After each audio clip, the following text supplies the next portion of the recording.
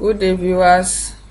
I would like to welcome you back to my third episode of video conferencing.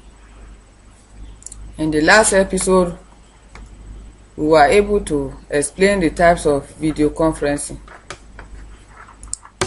But in this episode, we are going to discuss the advantages of video conferencing and also the disadvantage of video conferencing.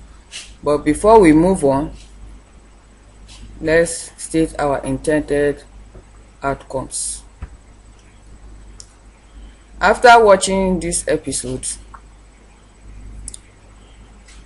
you should be able to mention the advantages of video conferencing and also the disadvantages of video conferencing. I'm now going to state the advantage and disadvantages of video conferencing. With the increased cost on traveling, many companies have turned to a cost-effective alternative, especially for those big companies who have many branch offices across the country or across the world. It is a huge burden for them to spend on traveling, who need to frequently have meetings relating to employees and other company affairs. Because of this, we are now going to explain the advantages of video conferencing. One of the advantages of video conferencing is no time constraint. Video conferencing can be conducted at any time of the day. Time difference between countries do not matter when people use this method of communication because they do not actually need to travel to attend meetings. Another type of advantage is dramatic travel saving. Not only is video conferencing a direct replacement for many in-person business trip, but also there is virtual no cost for people to be involved in a virtual meeting. You can easily bring them together.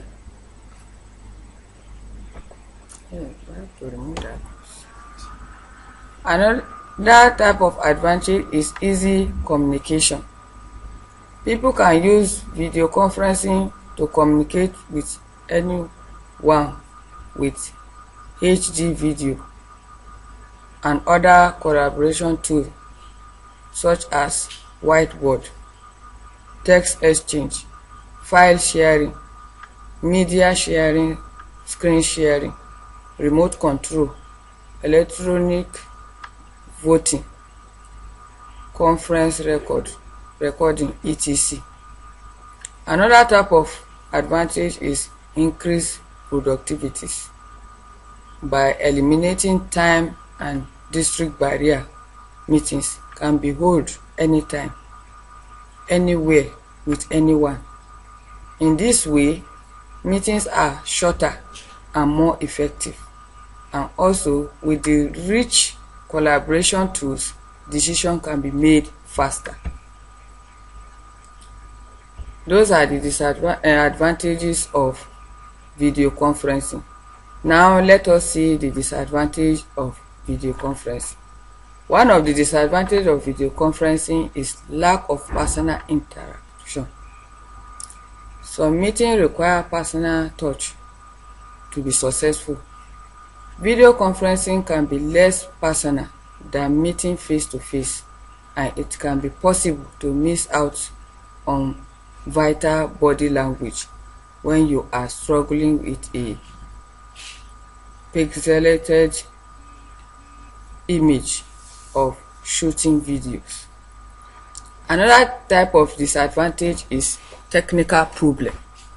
The major disadvantages are the technical difficulties associated with the smooth transmission that could result from software, hardware, or network failure. Remote connections are sometimes known to be hampered by environmental changes. On some cases, the absence of technical support personnel create difficulties for participants who are unfamiliar with the video conferencing technological concept. Another type of disadvantage is international time zone. One of the very real disadvantage of using video conferencing is that if you communicate regularly with people in other countries, you will be available at different time to them. Unfortunately, without the skills of a time lord, there is not really a practical way to overcome this. Another type of disadvantage is high cost of setup. Setting up video conferencing in an office can be a bit expensive for small size companies. Some features can fit into the budget, but if advanced features are required, and then a substantial amount of expenditure must be done. With this little explanation of mine, you agree with me that from the knowledge of video conferencing, you should be able to state its advantage over the normal face-to-face classroom.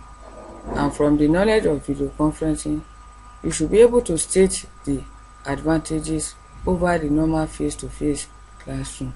Thanks for watching.